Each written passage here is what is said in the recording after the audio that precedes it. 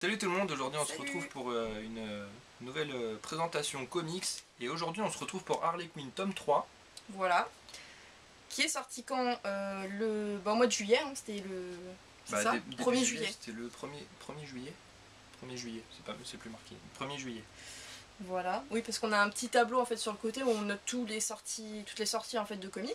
Donc Voilà. c'est des fois qu'on regarde sur le côté. Donc voilà, donc il est bien sorti le 1er juillet et donc pour le prix. Donc c'est 15 €. Ouais. Donc c'est comme d'habitude, c'est Harley Quinn. Donc Amanda Conner et Jimmy Palmiotti au scénario. Et Donc, par contre, au dessin, du coup, beaucoup de personnes. Chad Hardin. Oui, beaucoup. Notamment. C'est lui qui fait la plupart des. Là je vois John Timms Aussi. en haut. Ouais. J'ai vu du Morrissey du coup. Voilà, il y a Morrissey qui dessine. D'ailleurs c'est celui qu'on s'est fait dédicacer en VO. Voilà. Par contre. Il y a Morrissey et surtout ouais. Darwin Cook Voilà, c'est ça. pour l'épisode de Noël. Le Darwin Cook qui est à la fin. Dans tous les cas, on vous remontera vite fait. D'accord. Donc voilà, donc il y a pas mal de dessinateurs dans cet épisode, puisqu'il y a plusieurs également comics en fait qui ont été rajoutés, greffés en plus en fait des épisodes principaux de ce comics. Alors pour le premier épisode en fait, comme vous pouvez le voir, on voit Batman effectivement, puisqu'il y a bien Batman dans le premier épisode qui s'intitule donc Harley Quinn Valentine's Day Special numéro 1. Voilà, donc nous on l'a en VO en plus cet épisode. Et donc en fait c'est un petit épisode qui va traiter en fait de la Saint-Valentin, de Harley Quinn, de Batman, puisque c'est le principal invité. Et ensuite on retrouve aussi deux personnages, alors c'est deux casse-cou on va dire, qui veulent sauver les poissons. Donc voilà, c'est toujours assez drôle hein, dans tous les cas puisque ça reste du Harley Quinn. Et donc qui s'appelle La Carpe et son ami s'appelle Robin Marin. Voilà, c'est complètement débile. Donc là on les voit en fait, ils sont habillés en poisson on dirait. Donc ils sont dans un espèce d'aquarium. Voilà, et en fait leur but tout simplement c'est de sauver les poissons. Voilà. En fait c'est une copie de Batman et Robin quoi. Ouais c'est ça, c'est carrément ça. Mais pour les poissons quoi. Voilà. D'accord. Et donc en fait ce qui va se passer dans cet épisode c'est que en fait Batman non c'est pas Batman, c'est Bruce Wayne, c'est Bruce Wayne en fait est invité à un gala de charité et le but en fait de ce gala c'est de faire des enchères sur lui. Donc c'est à dire qu'en fait la personne, donc la femme en fait qui va enchérir le maximum gagnera un dîner et une soirée avec Bruce Wayne. Et donc les dons seront reversés en fait à une association pour les animaux, donc la défense des animaux, donc ce qui n'est pas plus mal, qui est très bien. Et en fait Harley Quinn quand on va voir ça, elle va vouloir à tout prix gagner en fait les enchères, sauf que les enchères elles montent très haut, hein, c'est des riches etc. Et donc ce qu'elle va faire c'est qu'elle va aller voler chez un ancien banquier, ou voilà, je crois que c'est un banquier, un trader, quelque chose comme ça, qui avait volé de l'argent en fait à des pauvres et qui au final va lui voler tout l'argent pour enchérir en fait lors de cette soirée de gala. Donc là on la voit super jolie, bien habillée, bien fringuée pour se rendre à ce gala de charité. Elle va enchérir, elle va gagner en fait les enchères. Donc je crois qu'il y a 1 million, quelque chose comme ça. Et malheureusement pendant cette soirée, donc La Carpe et Robin Marin arrivent sur les lieux pour en fait voler l'argent de ce gala pour leur permettre en fait d'avoir l'argent et de sauver les poissons. Voilà, c'était ça leur but, sauf qu'ils tombent mal puisque bien sûr il y a Harley Quinn et Bruce Wayne. Et donc là c'est des rêves, là on voit un espèce de rêve que Harley Quinn fait, donc elle rêve en fait qu'elle couche carrément avec, avec Bruce Wayne et tout, enfin c'est un peu délire. Et donc en fait ils vont capturer, capturer en fait Bruce Wayne pour essayer d'avoir une récompense d'argent. Sauf que Harley Quinn, la déjantée de service, va venir à la rescousse de Bruce Wayne et va gazer tout le monde. Va les gazer, va les frapper, etc. Va appeler quand même la police hein, pour les prévenir qu'elle les a eus et que Bruce Wayne est sauvé. Et à la fin, elle a le droit en fait à son dîner, à sa petite soirée et avec d'ailleurs un petit bisou pour la Saint-Valentin. Voilà, donc c'est vraiment une toute petite histoire en fait assez sympa. Et d'ailleurs on voit juste après, ce qui m'a fait le plus marrer, c'est Batman qui vient voir Harley Quinn et qui se rend compte en fait, qu'elle a changé, qu'elle n'est plus comme ce qu'elle était. Et elle lui fait un bisou également. Et elle lui dit tiens, au fait, tu passeras voir ton pote Bruce Wayne et tu lui demanderas d'apprendre à embrasser parce que lui embrasse mieux. Sauf que Bruce Wayne c'est Batman, donc au final, voilà, c'est assez drôle. Donc voilà, la petite série pour le spécial Valentin. Et ensuite on attaque directement dans le vif du sujet. Donc il s'agit donc des épisodes de Harley Quinn. Normalement il y a, je crois, de l'épisode 14 à 16. Donc voilà, c'est pas beaucoup. Il n'y a que 2 épisodes réellement. Oui, d'accord. Après, voilà. Le reste, c'est que des annuals. C'est ça. Alors, c'est pas des annuals, c'est des spéciales. Bah là, c'est en fait, il y a eu un spécial Valentin et le dernier, c'est spécial Noël. Donc voilà. Et donc, pour les 2 chapitres, donc on revient toujours à la suite de Harley Quinn. Qui en fait, dans cet épisode, on va la voir en fait en plein chaos. Parce qu'elle va plus savoir où donner de la tête. Elle a énormément d'amis, énormément de choses à faire. Elle travaille dans un hôpital psychiatrique. Elle est en même temps, elle fait du roller derby en dehors. Elle a un espèce d'amoureux, on va dire comme ça, mais qu'elle n'arrive pas à voir parce qu'elle fait trop de choses. En fait, elle est débordée. Et en fait, ce qui va se passer, c'est que en final, dans cet épisode, elle va vouloir à tout prix recruter en fait des nanas, voilà, 12 personnes. Pour en fait leur donner des tâches à chacune pour qu'elles puissent réaliser ce qu'elle peut pas faire en une journée quoi au final. Donc là au début on voit un petit peu, d'ailleurs on a une très belle illustration de ce que représente un petit peu la folie de Harley Quinn en ce moment. Donc qui est complètement voilà, à la ramasse, elle sait plus où elle en est. Donc là on la voit, elle prend sa douche à la va-vite, enfin voilà, elle sait plus ce qu'elle doit faire. Et donc du coup voilà, elle va recruter des espèces de nanas, donc voilà, on les voit ici, donc elle les fait tous venir. Et donc elle va fermer la lumière et le principe en fait ça va être que les dernières qui resteront debout en fait seront recrutées. Donc on voit les dernières participantes quand elle rallume la lumière qui sont juste là. Donc c'est un bain de sang, il y en a un petit peu partout. Donc il y en a pas mal qui ont utilisé des battes de baseball, etc. quoi. Donc c'est c'est du Harley Quinn quoi. Et donc après elle leur fait carrément des costumes pour chacune. Et elle leur offre carrément même un bâtiment entier où chacune a sa chambre, etc. Et donc elles peuvent se contacter et tout ça. Et Harley Quinn va leur donner des ordres. Voilà, va leur dire toi tu serviras à ça, toi tu serviras à ça, etc. Et donc elle va les appeler le gang des Harley, tout simplement. On les voit à la fin, donc elles ont chacun leur petit costume, donc c'est assez mignon. Donc ça se finit comme ça. Donc la suite dans Harley Quinn tome 4.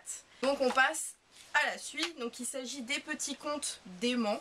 Donc Harley Quinn Holiday Special numéro 1. Donc avec la très jolie couverture. Qui a d'ailleurs été dessinée par Morrissey lui-même. Et donc on retrouve 3 dessinateurs en fait. Donc il y a Morrissey, Brand Peters et Darwin Cook. Voilà, donc j'ai été très surprise de le voir dans cet épisode. Ça m'a fait vraiment très plaisir. Et donc là c'est différent, enfin c'est 3 petites histoires différentes.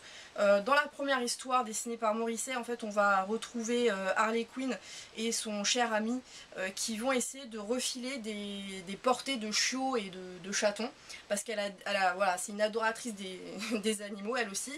Et du coup elle va avoir des portées. Et donc au lieu de les garder, elle va essayer de les refourguer. Mais de les refourguer, c'est-à-dire de les mettre dans les sacs à l'arrache comme ça, de pas prévenir les gens. Et voilà comment ça va se terminer. T'as remarqué le détail ou pas? Diniz. Ah ouais, j'avais pas vu ça. Ah ouais. Un magasin qui s'appelle Diniz. Ah j'avais même pas fait gaffe à ça. C'est un petit détail qu'on voit pas forcément, je l'avais même pas fait gaffe. Pourtant j'avais bien regardé le décor et tout, j'ai même pas vu ça. C'est sympa. Et donc voilà, va placer en fait des petits chatons, des petits chiots dans les sacs des gens qui font leurs courses de Noël. Et du coup en fait elle va péter un câble parce que elle voulait pas les donner ces petits chiots et tout ça, elle voulait les garder pour elle. Et elle veut se rendre compte par elle-même s'ils sont bien traités et tout. Donc en fait elle va se rendre dans une famille. Elle va rentrer carrément chez eux et tout, et en fait elle va s'apercevoir que le petit chiot, voilà, il est offert en cadeau pour Noël, qu'il est là emballé avec un petit nœud et tout, trop mignon. Et en fait elle va s'endormir au pied du sapin, et le lendemain quand elle va se réveiller, ils vont s'apercevoir qu'elle est là en plein milieu du chemin. Et au lieu de la foutre voilà, d'appeler les flics ou quoi que ce soit, ils vont la garder et ils vont demander, enfin le père carrément va payer en fait Harley Quinn pour qu'il reste en fait avec sa fille qui est démoniaque. Voilà, c'est un démon, sa fille est un démon carrément. Et donc en fait Harley Quinn va jouer avec elle toute la journée et en fait va s'apercevoir que cette petite fille est démoniaque parce qu'elle a perdu sa maman le jour de Noël et qu'elle en veut à son père. Voilà, donc c'est ça l'histoire. Et Harley Quinn va lui dire mais non, il faut que tu pardonnes à ton père n'est pas fautif. Oui, en fait elle joue vraiment son rôle de psychiatre. Exactement, c'est là qu'on s'aperçoit que c'est une vraie psychologue et elle va réussir à convaincre la petite fille de pardonner à son père et en fait au final voilà, ça va très très bien se terminer puisque du coup on voit à la fin le père qui est content, la petite fille aussi qui est super contente et voilà, Harley Quinn rentre chez elle et elle va fêter Noël. Donc c'est un petit conte assez sympa. Ensuite pour le... Alors là c'est l'autre épisode donc, qui est dessiné par... Comment il s'appelle j'avais dit Brent Peters. Voilà, c'est un petit conte aussi. J'ai trouvé mignon. En plus très très bien dessiné. Enfin voilà, c'est un petit peu... je sais pas trop comment t'appelles ça, ce genre de dessin là. Un peu spécial. Je sais pas trop. C'est un peu spécial mais moi je trouvais que c'était marrant. Assez mignon quoi. Enfin c'était sympa. Et en fait c'est un petit conte pour Noël également, donc en fait il y a une espèce de petite bête qui rentre dans l'oreille de Harley et qui chante des chansons de Noël. Ça va la rendre complètement zinzin et elle va finir dans un supermarché. On dirait du Tim Burton. On dirait du Tim Burton, oui exact. C'est ce que je pâtais, les yeux comme ça et tout ça. Un peu spécial. Et donc elle va entrer dans un supermarché, elle va tomber sur un Père Noël donc, qui est là pour accueillir les enfants et donner ce qu'ils veulent. Et elle va se mettre sur ses genoux et elle va lui dire c'est pas possible, j'entends quelque chose dans mon oreille, c'est juste horrible, machin, voilà.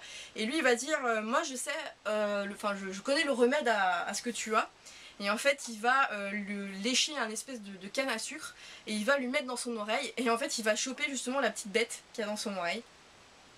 Donc on la voit au bout là d'ailleurs, je sais pas si vous verrez très très bien.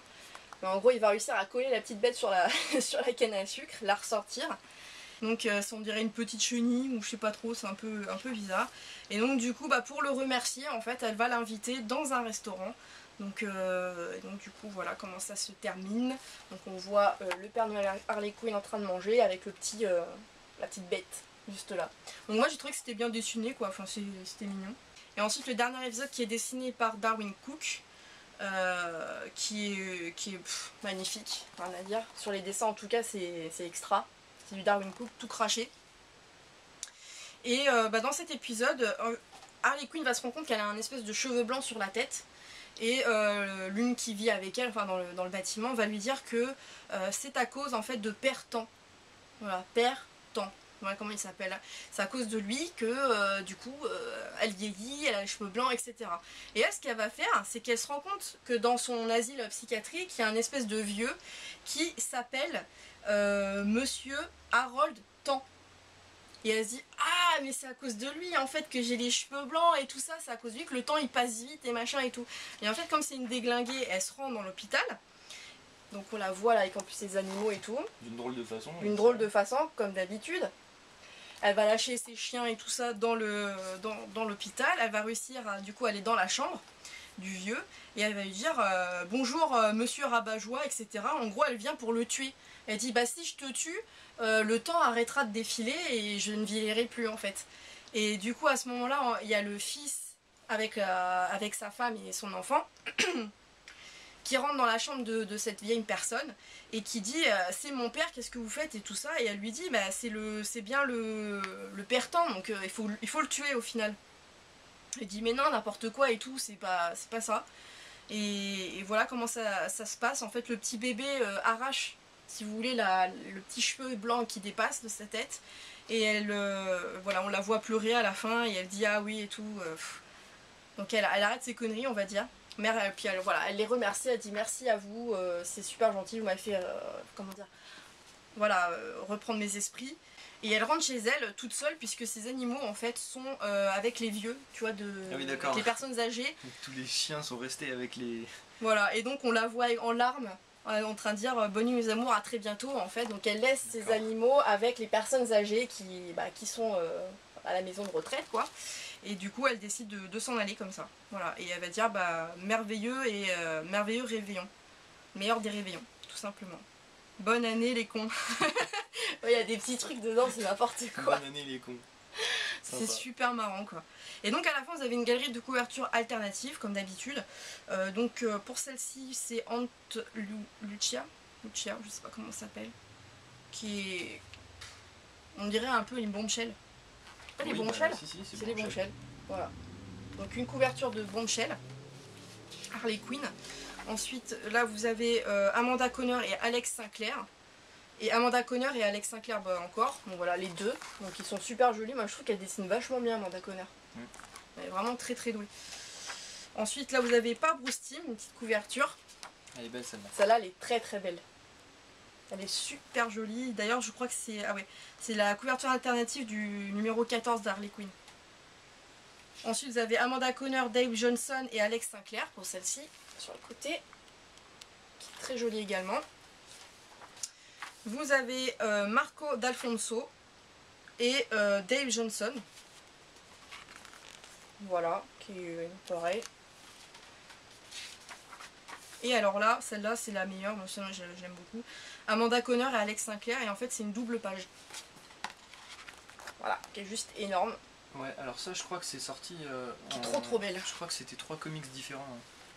Oui, je pense. En fait, ça faisait un comics, voilà. 2 et 3 et ça semblait en fait. C'est ça. C'est 3 couvertures différentes d'un même... c'est quoi, numéro 16 ? Oui. Voilà, c'est une triptyque. Voilà, c'est ce qu'on appelle une couverture triptyque. Ouais. C'est le même comics mais en 3 couvertures en fait. Bah, je sais pas, mais on n'a pas eu ça. Je crois pas. Hein. Bah, c'est en VO. Bah oui, mais justement. C'est con. Parce que moi, je les aurais vues, je les aurais prises. Elles sont vraiment très très belles. Dommage. Bah si, elles y étaient je crois en plus. Bah peut-être, mais j'ai pas fait gaffe sur le coup. C'est après qu'on se rend compte que voilà, il y avait et au final on n'a pas pris. C'est toujours 2 ans après qu'on se rend compte qu'en fait il y avait des trucs... de ouf. Bref. C'est toujours comme ça. Donc voilà en fait pour ce petit tome d'Harley Quinn. Donc en tout il y a, je vais pas dire de bêtises, 160 pages. C'est ça. C'est la collection DC Renaissance. Voilà, donc c'est bien la suite. Je l'ai trouvé vraiment très très très bien.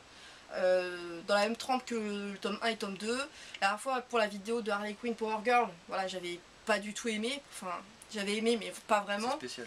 Voilà. Et là pour le coup on retrouve vraiment le Harley Quinn quoi, le bon Harley Quinn déjanté et tout, qui a bien changé parce que, et donc c'est vraiment super. En tout cas vraiment un très très bon volume également. Donc voilà pour cette vidéo, j'espère que ça vous aura plu, dites-nous ce que vous en avez pensé en commentaire. Et on vous dit bien sûr à la semaine prochaine pour une nouvelle vidéo. Salut tout le monde.